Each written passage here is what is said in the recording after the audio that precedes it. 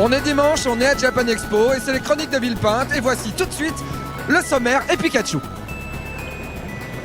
Ouais. Dimanche, le dernier jour de Japan Expo. Les exposants fourbus vont bientôt pouvoir démonter leur stand. Mais avant cela, nous ferons un dernier point G-Music sur le salon avec notamment les Nijicon et le boys band Breakthrough 5D. Puis, ce sera également la dernière occasion de voir du beau cosplay, cette fois-ci pour les sélections françaises de l'ECG. Nous irons ensuite à la rencontre d'un grand monsieur, Tomonaga Hidekazu, animateur de légende ayant travaillé sur Cagliostro, Batman et bien d'autres choses. Et nous ne pouvions pas partir avant de jeter un petit coup d'œil à la scène Azuki, entièrement dédiée aux mascottes en peluche. Et nous arrivons enfin à la conclusion de cette année à Japex. Davy, c'est à toi. Juliette, je t'aime. Juliette, je t'aime. Non, Bernard Minet, paix à ton âme. Donc, pourquoi il y a un carton par terre avec écrit Juliette, je t'aime, avec écrit 51 ? C'est parce que c'est les 100 ans d'animation japonaise et Japan Expo a eu l'idée de choisir 100 animés représentatifs du Japon, les meilleurs animés. Et dans tout le salon, il y a plein de plaques sur le sol, à toi de les retrouver. Et il y a une expo aussi sur les 100 ans d'animation. Bon, ça commence avec Goldorak. Ça me rappelle que j'ai 41 ans dans 2 jours. Quelques attaques de Goldorak. Cornofulgur, Astéro H, Fut en plomb. Il y en a un qui est faux. À janvier 1917, l'histoire de concierge. Bah putain, on est loin du shonen a priori. Tom Sawyer, Lady Oscar, Théo ou la batte de la victoire. Théo ou la batte de la victoire, c'était quand même le truc. C'était quand même hyper triste quand même, Théo ou la batte de la victoire. Heidi. Donc parmi les 100 animés, quand même, il n'y a pas que du dessin animé diffusé au Club d'eau. Elles sont trop belles les bagnoles. Sens de la visite, l'âme du passionné. Je crois que c'est Saint Seiya ça. Parce que là il y a Gurren Lagann et tout ça, donc je pense que c'est dans ce sens-là. Bah non, Kill la Kill et Jeanne et Serge, rien à voir.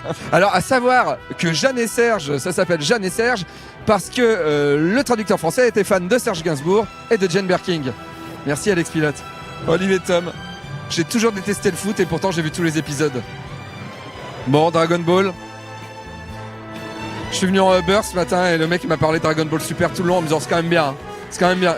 Bah quand même, c'est quand même moins bien que le Dragon Ball des origines. Maintenant là-bas c'est Dragon Ball Z, ils se tapent. Et j'ai fait bon, d'accord. Mais c'est fou, les PLV ils les ont fait fabriquer il y a pas longtemps. Où tu veux trouver une PLV de Mark Landers et de Jeanne. Hommage à Jeanne et Serge. Et écrit en petit. Conan, le fils du futur. C'est trop bien Conan, le fils du futur. Avec la voix de Brigitte Lecordier qui fait la voix de Sangoku. Tout le monde sait que Cobra a été inspiré par Belmondo, mais peu de gens savent que c'est Alain Delon qui a inspiré l'homme de verre. C'est parce qu'il était transparent, ça se voyait moins. Alors qu'Alain Delon est pas hyper transparent dans la vie, hein, en tout cas. Ouais. Et là, c'est la salle où on peut jouer aux dames géantes en géant. Le réalisateur de Lane n'a pas fait que Lane. Il a fait aussi cet animé Chibi Nekotom no Dabuken. Et c'est la deuxième fois qu'il est diffusé en France, ou la première fois, là à Japan Expo. Et c'est en 4/3, ça prouve que c'est du passé. Cyborg 9, c'est trop chouette. Bon, je crois que j'aime bien les jouets en fait. Hein. Ouais, science-fiction, et gros robots, Ghost in the Shell, Evangelion, Robotech, Pat Labor, Akira, c'est vrai qu'Akira, il n'y a pas beaucoup de robots. Il n'y a pas beaucoup de robots. Ça, c'était dans l'épisode où il rencontre Charlie Chaplin, il est en noir et blanc. Là, on est dans le coin plus Magical Girl. Magical Girl et Pokémon, je vois pas trop le lien, mais bon. Et le Roi Lion. Ah, le monde des rêves, d'accord, c'est pour ça. Effectivement. C'est vrai que le Roi Lion, la fin, elle fait rêver. Totoro, la fin, elle fait méga rêver. Bah, je crois que vu qu'on a fini, qu'il est temps de regarder un truc.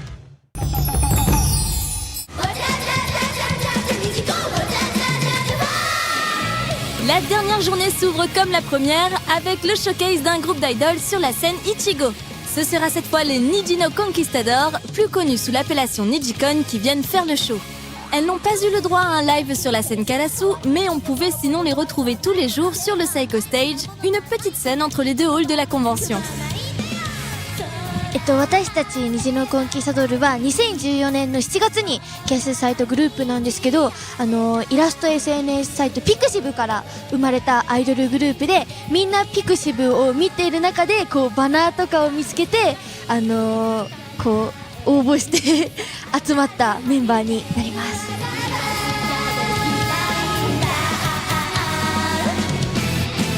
じゃじゃーん prend place tout devant, sur le podium, et commence avec un titre où les arrangements modernes se mêlent à des lignes plus traditionnelles de shamisen. Les artistes esquissent d'ailleurs quelques pas d'inspiration folklorique. De manière générale, c'est un groupe jeune mais déjà intéressant qui propose un bon showcase.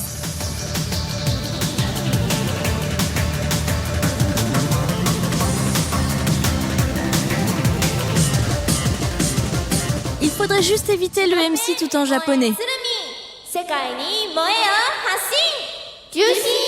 Mais leur répertoire est très dynamique, notamment leur dernier morceau, la chanson thème du groupe.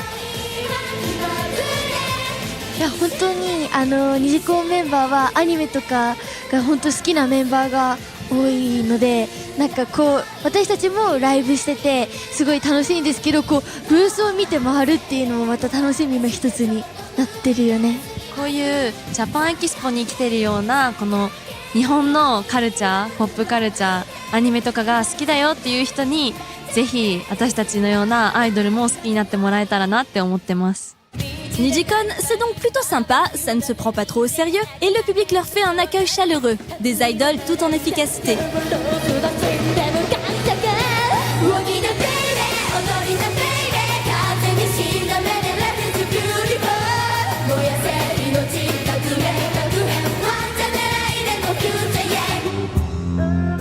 Ensuite, sur la scène Karasu, c'est le début de la dernière session des tremplins J-Music avec Anin Orchestra et Kukatachi.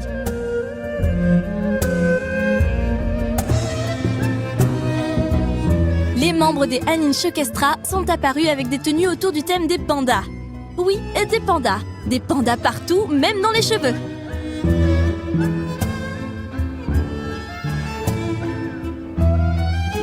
Mais une nouvelle fois, le groupe surprend par sa composition et son répertoire très original. L'accordéon se prétend très bien à l'accompagnement de les rues.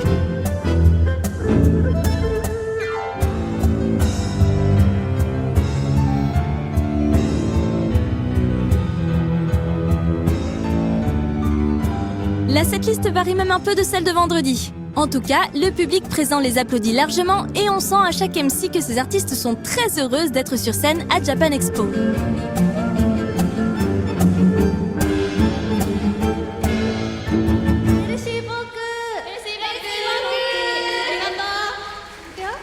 Nous sommes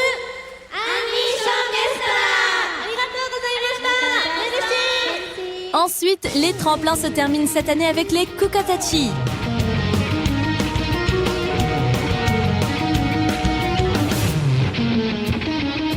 Pendant ce temps sur Ichigo, on est en plein remplissage de l'ECG, donc du côté de Karasu, la salle se vide un peu hélas, et le public ne réagit pas trop à l'arrivée du groupe. Il est pourtant toujours très bon et éminemment sympathique, avec son chanteur toujours prompt à échanger avec le public.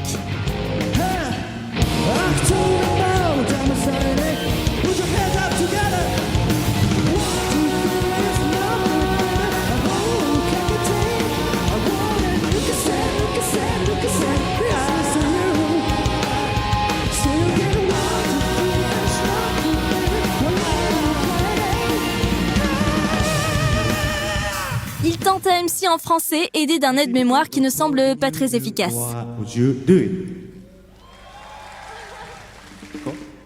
So, on est allé avec Japan Expo. Le bassiste nous gratifie pendant ce temps-là d'une imitation de Vegeta très réussie. He's Vegeta. He's Vegeta. 俺はスーパーサイヤ人など慣れていなかったんだ。そったれ。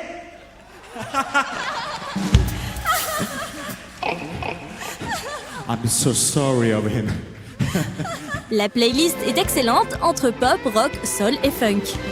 Come on, everybody.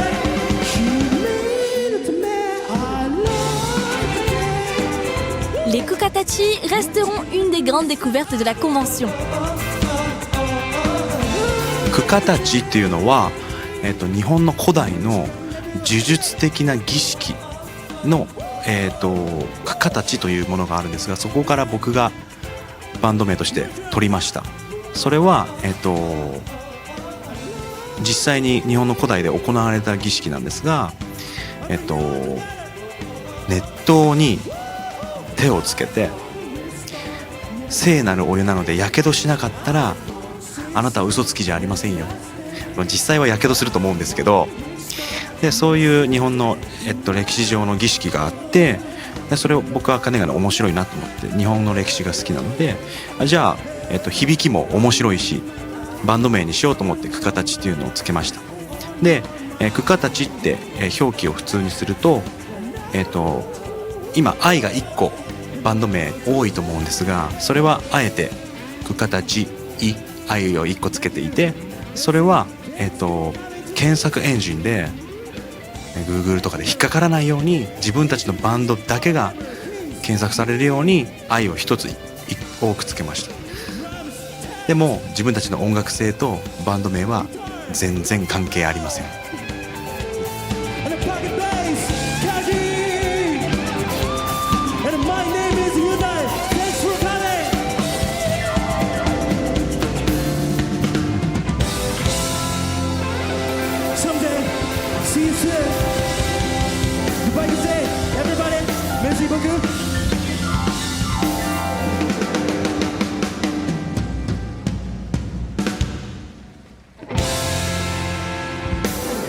Après un showcase sur la scène Ichigo et un court passage sur le concert Anime 100 jeudi, les Wasuta sont maintenant sur la scène Karasu.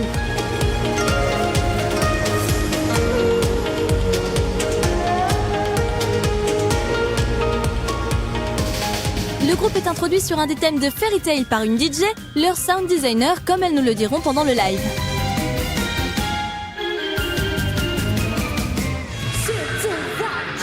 Après un premier titre, elle propose un medley animé avec du One Punch Man ou encore le célèbre Go, générique de Naruto pendant lequel toute la salle ne se prive pas de sauter en l'air et de chanter avec les artistes.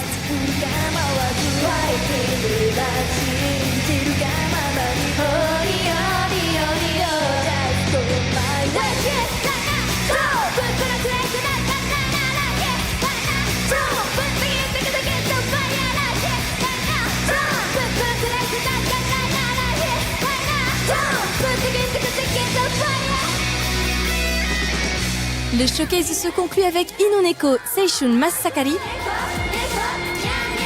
et Ultra Miracle Final Ultimate Choco Beam. Deux titres très fun auxquels le public accroche totalement. Une jolie réussite pour The World Standard.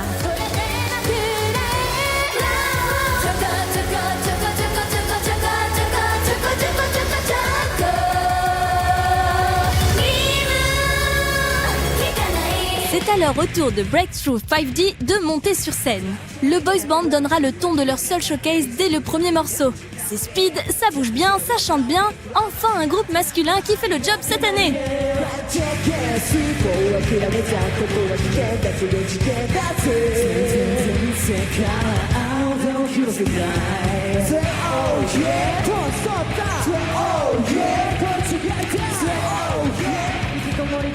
D'ailleurs, le public féminin ne s'y trompe pas au vu du volume sonore qui émerge de la fosse à chaque mouvement un peu acrobatique. Il faut dire qu'ils nous offrent des saltos et autres flips arrière, c'est assez impressionnant.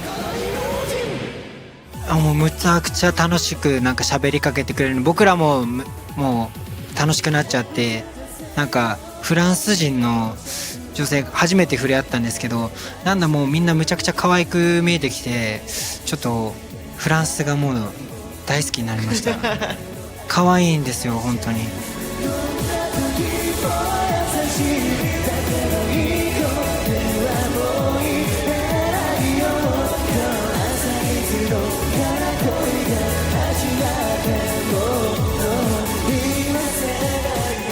結構みんなが日本語で話しかけてきてくれたりするんで、すごいなんか話しやすいっていうか、すごい話してて楽しいですね。Breakthrough 5D proposera d'ailleurs leur tout dernier titre pour la première fois sur la scène de Japan Expo. Malgré quelques petites imperfections, c'est un morceau d'été énergique et qui passe très bien dans la chaleur de la convention.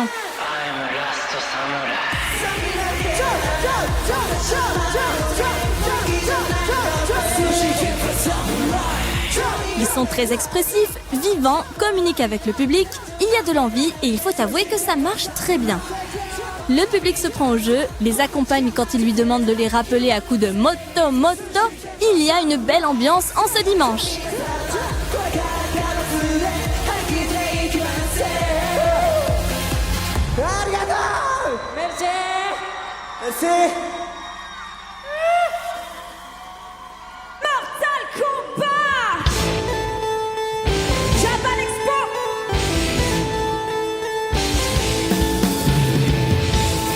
Et c'est le Necolite Orchestra qui va conclure les showcases de la convention cette année, avec un set toujours centré autour de l'animation et des jeux vidéo. Ça démarre avec le thème de Mortal Kombat, enchaîné avec un medley jeux vidéo.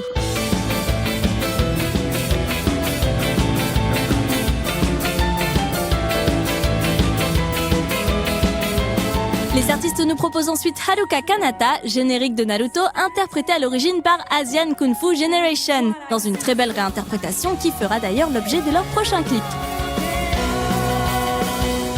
De manière générale, leurs reprises comme les titres originaux sont toujours extrêmement travaillées.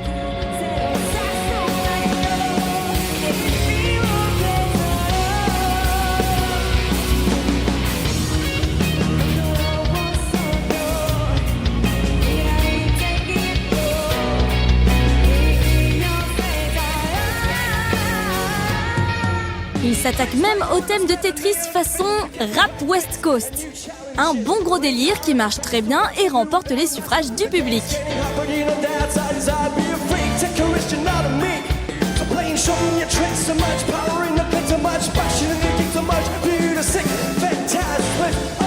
On finira cet excellent showcase avec en rappel un Pegasus Fantasy version Shabada. Chapeau les artistes et rendez-vous une prochaine fois à Japan Expo ou ailleurs.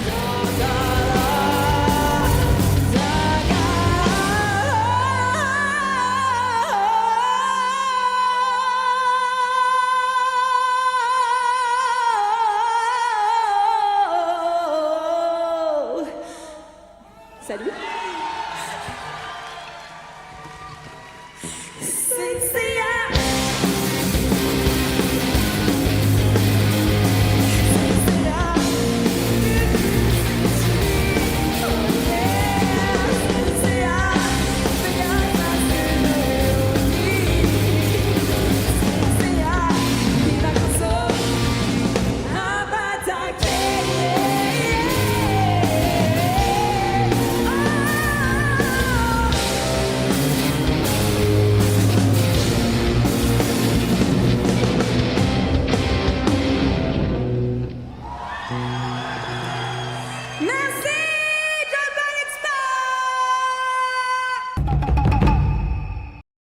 Il y a une expo Ghost in the Shell à Japan Expo parce que Kamiyama, qui a bossé sur le film, est là à Japan.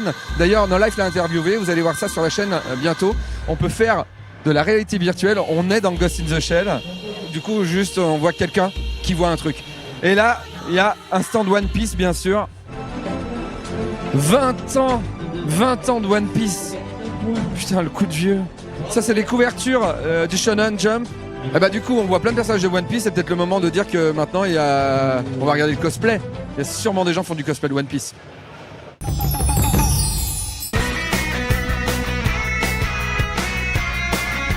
Pour cette dernière journée de la 18e édition de Japan Expo, revenons sur cette activité assez récente, les workshops cosplay.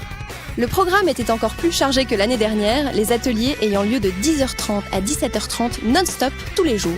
Si dans un premier temps nous pourrions déplorer le fait qu'ils empiètent sur les shows cosplay, cela permet tout de même de proposer du contenu en rapport avec le cosplay toute la journée, même pour ceux qui se sont vus refoulés à l'entrée de la scène Ichigo faute de place, ou pour ceux qui préfèrent tout simplement s'instruire plutôt que d'assister au concours. Une dizaine de workshops chaque jour pour tous les niveaux.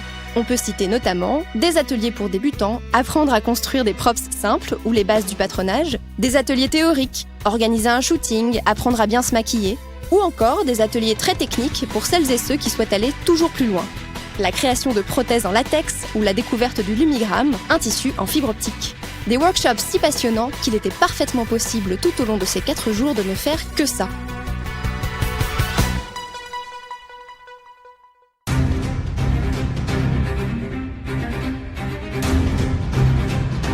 Mais il y avait tout de même un événement qui pouvait faire quitter les visiteurs de la salle workshop. C'est bien sûr les présélections françaises pour l'ECG 2018. Une petite surprise attendait le public au début du concours. Echo, ancienne représentante indonésienne pour le WCS, dauphine du Global Easter Cosplay, mais également invitée cosplay de Japan Expo, avait préparé une prestation pour l'occasion, illustrée par une vidéo faite par ses soins.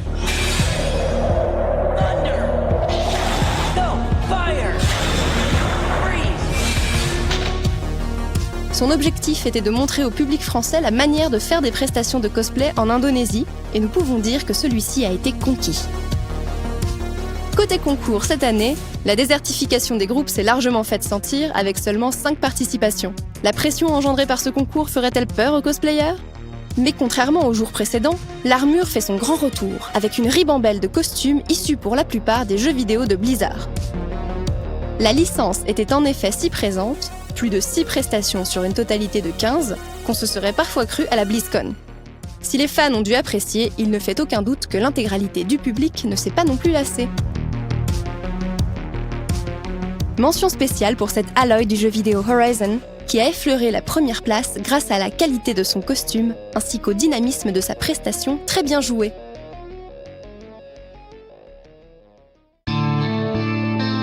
Cet Arthas de World of Warcraft, quant à lui, ne s'est d'ailleurs pas gêné pour montrer à tous les férus de tissu qu'un quick change en armure était tout à fait réalisable. Malgré tout, quelques robes de princesse ont su trouver leur chemin parmi tous ces guerriers émérites, et certaines prestations nous ont même apporté un peu de douceur. Et c'est le cas des gagnantes de la catégorie groupe, avec leurs costumes issus du jeu vidéo Child of Light. Leur complémentarité et la grâce de leurs mouvements et de leurs prestations ont su séduire le jury, qui les a désignées représentantes de la France pour la finale qui se déroulera l'année prochaine.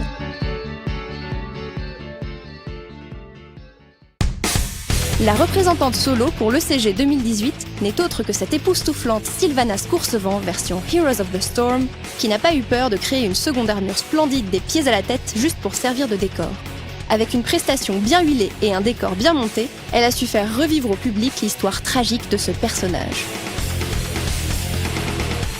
Une victoire amplement méritée pour nos représentantes, Tsum Tsum et Lina pour la catégorie groupe, et Nad Cosplay pour la catégorie solo, à qui nous souhaitons beaucoup de chance pour la finale. Et ainsi s'achève la 18e édition de Japan Expo côté cosplay.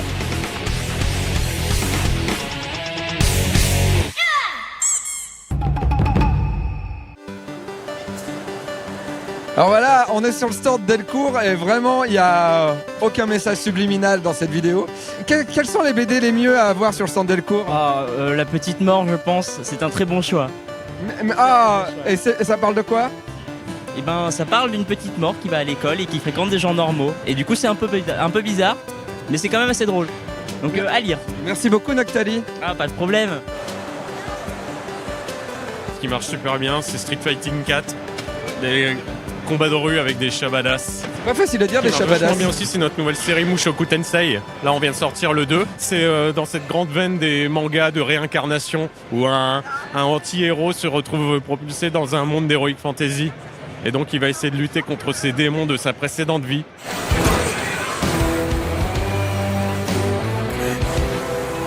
L'animé, la série mise en avant, c'est My Hero Academia. Et ça, c'est trop bien. C'est trop bien. Chaque mois, j'attends le nouveau volume. C'est des super-héros qui sont à l'école et qui apprennent à gérer leurs super-pouvoirs. Ah, c'est trop bien, je savais pas qu'il y avait un jeu qui sortait. Et donc ça, c'est le combat des deux amis ennemis, un petit peu comme Naruto et Sasuke, quoi. Et là, on peut jeter des balles. Manu va donner un coup dans le punching ball et on va savoir s'il est un super-héros ou non, a priori. Je suis pas sûr qu'il sauve la veuve et l'orphelin tout de suite.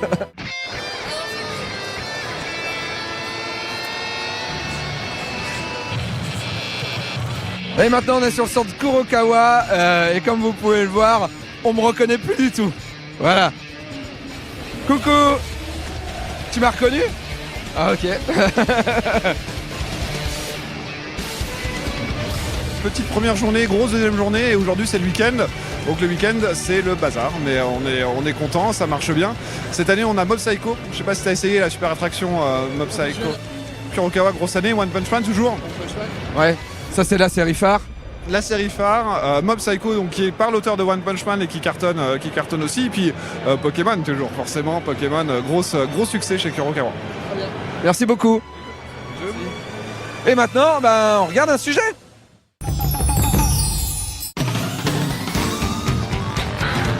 Comme on a déjà pu le voir, Japan Expo fêtait cette année les 100 ans de l'animation japonaise. Et parmi les nombreux personnages qui tiraient leur épingle du jeu, il y en a un qui, même s'il fêtait ses 50 ans cette année, était toujours aussi fringant. On parle ici bien sûr de Lupin III, connu en France dans les années 80 sous le nom d'Edgar de la Cambriole. Après une période sous la dénomination Roupan III, Lupin revient enfin cette année sous son vrai nom. Le patronyme du héros des romans de Maurice Leblanc ne pose enfin plus de problème de droit. Pour sa future 5e série, qui devrait se dérouler en France, le gentleman cambrioleur pourra enfin assumer qu'il est le petit-fils d'Arsène Lupin. Tomonaga Kazuhide, animateur depuis plus de 40 ans, connaît très bien les aventures de Lupin, ayant travaillé sur de nombreux projets mettant le cambrioleur en scène. Il était à Japan Expo pour fêter les 50 ans du personnage et pour participer à l'événement Animé 100 afin de témoigner notamment de l'évolution des animés depuis 40 ans. それもありますけど、やっぱり漫画映画と子供を対象にしてたアニメーションがですね、やっぱり青年だとかもうちょっと大人をどんどん対象にしだして、その伝える内容もどんどん変わってきてますね。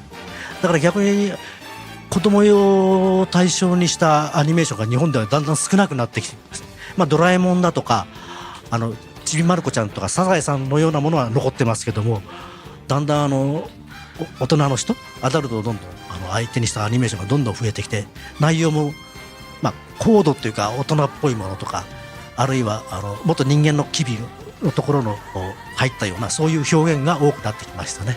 あとはデジタル化って技術的に。はい。Durant sa longue carrière, il a eu l'occasion de travailler avec les plus grands sur des titres qui ont marqué leur époque. だからクオリティは別として、私のその経歴の中でそのインパクトがあった作品、マジンガー Z だとか、それからグレンダイザー、ゴールドラック、それからやっぱりルパンのシリーズ、あとやっぱカリオストロだとか、それからギャラクシーエクスプレスだとか、あとはリトルにも当たらなかったけど私にとっては非常に大事な仕事だったんです。ワーナーのバットマンとかスーパーマンも非常に私にとってはインパクトがありましたし、面白かったですね。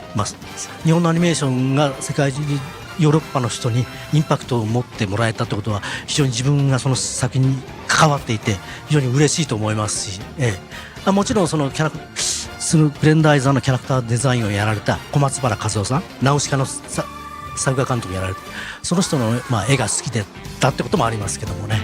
En 2015, Monsieur Tomonaga a supervisé la 4e série télévisée de Lupin III, sous-titrée L'aventure italienne, reconnaissable à la veste bleue du gentleman cambrioleur, pour laquelle l'animateur a pu apporter sa vision à lui des péripéties de la bande à Lupin.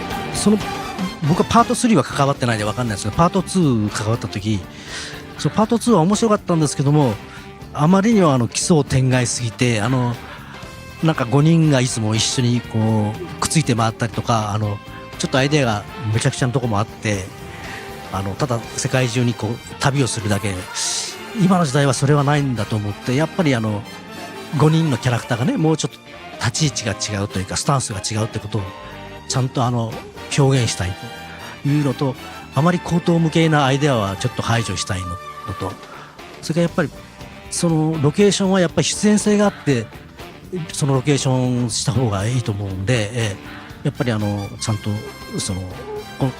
今回パート1の時はサンマリノという場所にある程度限定して、その周辺でこういろいろ動き回るっていう、ある程度こう説得力を持つような設定を使おうと思いましたね。Pourtant, son souvenir le plus marquant dans l'univers de Lupin reste son travail sur le film Le Château de Cagliostro, le premier long métrage réalisé par Miyazaki Hayao. いやもう今パッと思い出すのはやっぱカリオストロの城ですかね。カーチェイスのシーンを担当された時に、最初は自分は車のことも知らないし描けるとは思ってなかったんですけども、宮崎さんとか大塚さんにちょっと教えてもらいながらこう何回かやってるうちに、車ってのはこういう風に描けば車が描けるんだとこう思ってやったっていうか、それからちょっとやってる時は苦しかったですけども、ただそのシークエンスが40年近く経ってもまだこう語り継がれていることは私にとって非常に嬉しいことで、アニメーターをやってて非常に良かったと今でも思ってます。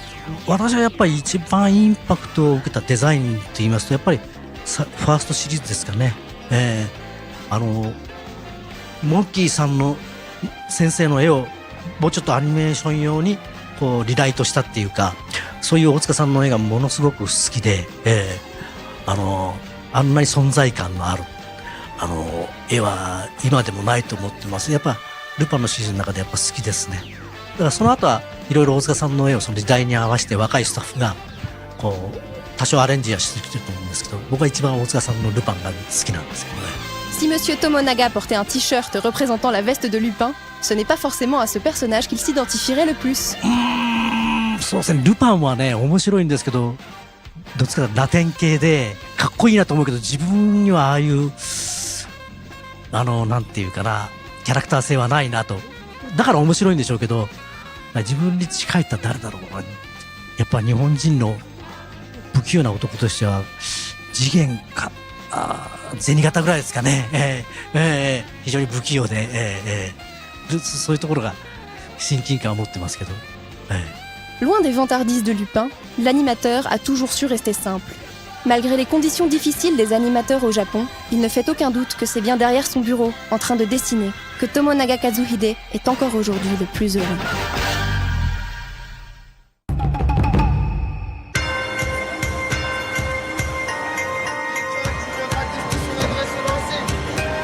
Wow, voilà, bon je savais pas que j'allais réussir du premier coup.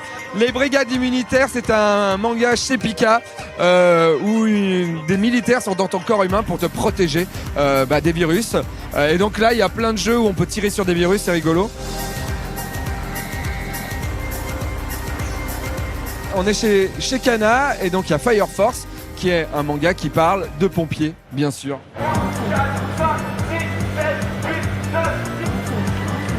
Non, je peux pas. Et il y a des poids que je peux soulever. Voilà. Parce que je suis très fort et que c'est du polystyrène. Voilà. En gros, je m'occupe de chauffer les gens pour les faire participer en fait. Chauffe-moi. Non. Ok. Super. Bonne ambiance. Grim Reaper, notre meilleure vente pour le lancement donc, de la série d'Hirono, de la dark fantasy, le bien contre le mal, comment résister à la soif d'immortalité pour pas basculer du côté obscur. Sérieux et en même temps très action quand même shonen. Donc voilà l'histoire de participer à la fête Japan Expo et faire plaisir au public et se faire plaisir et que ça reste un moment festif. Et avec des séries de qualité, montrer la diversité du manga à Japan Expo via Kana. Merci beaucoup. Ils font du doublage en direct. Ça c'est cool parce que tu peux te rendre compte que c'est très dur de doubler un animé. Il y a un Naruto gonflable. Je l'avais jamais vu. La roulette japonaise qui n'a rien à voir avec la roulette russe parce qu'on ne gagne pas la même chose. Tout le monde gagne, mais tu sais pas la couleur que tu gagnes. Il y a une boule de chaque couleur, le mec il me remet la boule à chaque fois, ses journées à Japan Expo doivent être super. Il chauffe tout le monde mais pas moi. Your Name, avant d'être un film, était un roman et le roman après a été adapté en film par le gars qui a écrit le roman. Voilà, et c'est chez Pika et maintenant on regarde ça.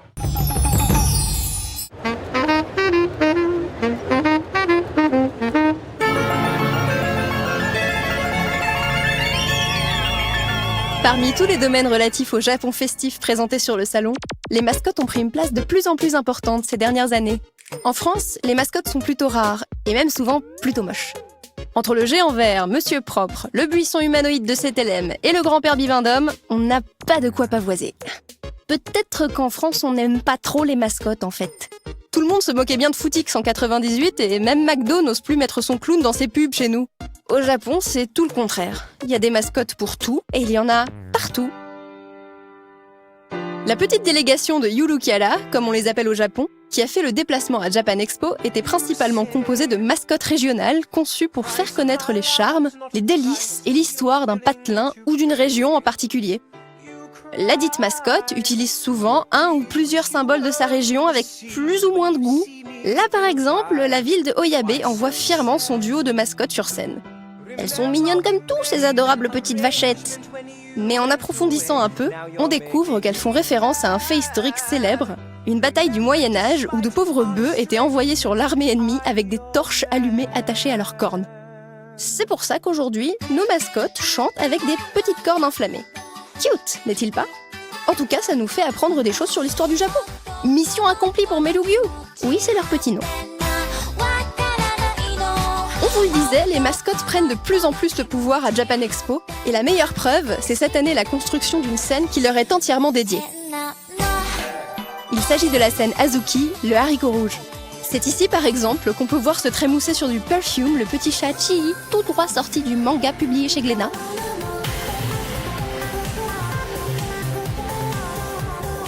Certainement la seule mascotte de l'année qui ne vient pas promouvoir un patelin d'ailleurs. Loin de se contenter de squatter un seul endroit, les mascottes de tout poil sont toujours partantes pour venir mettre l'ambiance sur la scène Sakura entre les taiko et les shamisen. Durant le salon, on pouvait croiser par exemple l'adorable Tochizuke de la ville de Tochigi, une charmante petite créature avec un toit de grange en guise de chapeau. Il y a aussi Seto-kun et Koma-chan, fiers représentants de la ville de Seto. Quand l'un joue Fly Me to the Moon au saxo, l'autre ne peut s'empêcher de danser.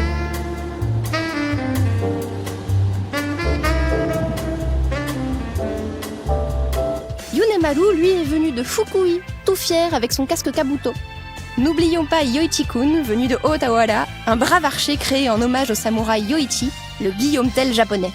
Petit coup de cœur cette année pour Yuzu Gappa, de la ville de Naka. C'est un merveilleux mélange entre le kappa, créature aquatique tirée du folklore japonais, et du yuzu, un agrume typique de l'archipel. Voilà donc le résultat, un kappa à tête de yuzu. C'est un peu comme si on inventait le dahu cornichon en France. Mais bon, il est quand même super mignon. C'est ça qui compte, non? Et enfin, n'oublions pas l'increvable, l'inénarrable, le formidable Kumamon, précurseur des mascottes à Japan Expo et présent chaque année à Villepinte.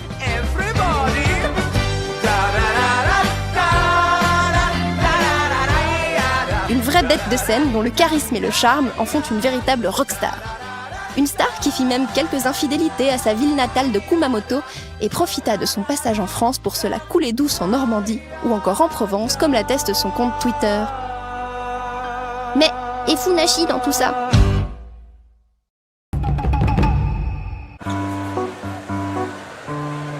Je suis avec Chi. Et Chi, c'est le chat mascotte chez Glénat. Voilà. Alors, je pense pas que Chi puisse parler, mais je vais quand même lui demander. Chi, ça va? Tu as donné un coup d'écouteur. Chi is a good cat? Yes, but sometimes she is not good, so because she likes be checking or cracking.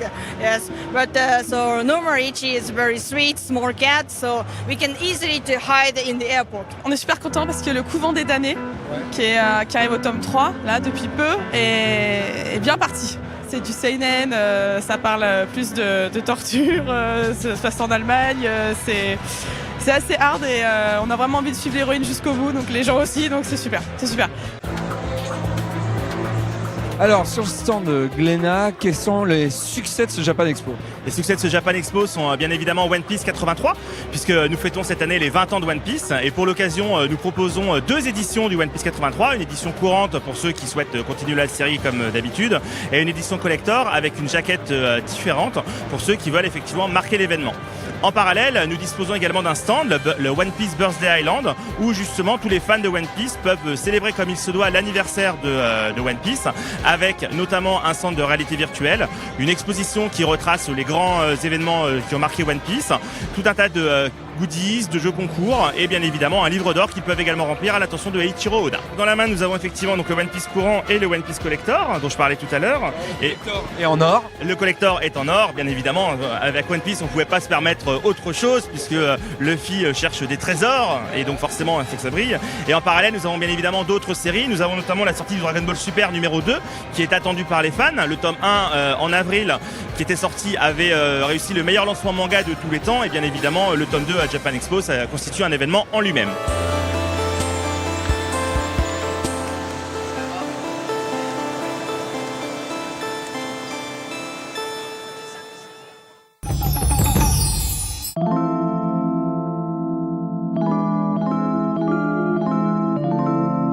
Dimanche soir, les visiteurs quittent le salon, les invités japonais sont pour certains déjà dans l'avion du retour et les salles d'interview sont désormais vides et silencieuses. Après avoir passé ces 4 jours à Villepinte, on peut affirmer sans trop d'hésitation que l'événement Animé 100 a clairement marqué cette 18e édition de Japan Expo. Beaucoup d'animateurs qui sont déjà dans l'histoire de l'animation japonaise avaient fait le déplacement pour participer à de nombreux événements, notamment sur la scène Animé 100 qui était entourée de rideaux, contrairement à la scène Kuri l'année dernière. On peut regretter cependant que l'expo Animé 100 n'ait pas eu vraiment la dimension historique qu'on pouvait en attendre. Ça ressemblait plus à un florilège des animés qui ont marqué le public français, pas forcément les meilleurs d'ailleurs. Jeanne et Serge par exemple n'est certainement pas une série sportive très réussie. Une série comme Les Attaquantes, Attack No. 1 en VO, a également pour thème le volleyball féminin. Si elle est beaucoup moins populaire en France, avec un générique moins entêtant pour le public français, elle a eu un impact bien plus important sur l'histoire de l'animation japonaise. Malgré tout, Japan Expo a su créer l'événement autour de cette thématique et le visiteur pouvait difficilement passer à côté. Parmi les autres événements mis en place, on retiendra évidemment la conférence sur l'art de la série Zelda. Clairement le show le plus pro du salon. Pour la 3e année consécutive, Nintendo réussit un brillant coup de communication, tout en offrant un vrai contenu aux visiteurs venus assister à cette rencontre. Autre spectacle apprécié, les petits interludes cosplay de la scène Ichigo. On est ici plus proche d'une petite pièce de théâtre que d'une presta cosplay, et le public a unanimement apprécié. Du côté de J-Music, la programmation était de qualité, mais elle manquait certainement de grands noms. Les années précédentes, il y avait toujours une ou deux grosses têtes d'affiche comme Man with a Mission, Aoi Eiru, Vamps ou Kiari Pamiu Pamiu, pour ne citer que. Enfin, sur le salon lui-même, 3 choses sont à retenir. Tout d'abord, l'apparition de la scène Azuki, exclusivement consacrée aux mascottes, qui s'en donnait à cœur joie. Ensuite, un appauvrissement assez visible de l'espace Washoku. Il comportait bien moins de stands cette année, et parallèlement, sans qu'il y ait forcément de rapport de cause à effet, on constate que l'espace Wabi-Sabi est toujours plus grand. Cette partie du salon devient presque un mini-festival à lui tout seul avec ses stands et son propre programme d'activités qui réservait quelques surprises à ceux qui venaient y fureter. Si la canicule n'a pas été aussi mordante que les années précédentes, le public, lui, était bien au rendez-vous. Ceux qui ont poireauté plusieurs heures en tentant de prendre le RER le vendredi soir ne pourront le nier. Sans se reposer sur ses lauriers, Japan Expo montre que le salon essaie de se renouveler chaque année en proposant des événements forts, capables d'attirer un public international et des artistes de toute envergure qui ont en commun un même désir, se rencontrer et passer ensemble un moment mémorable.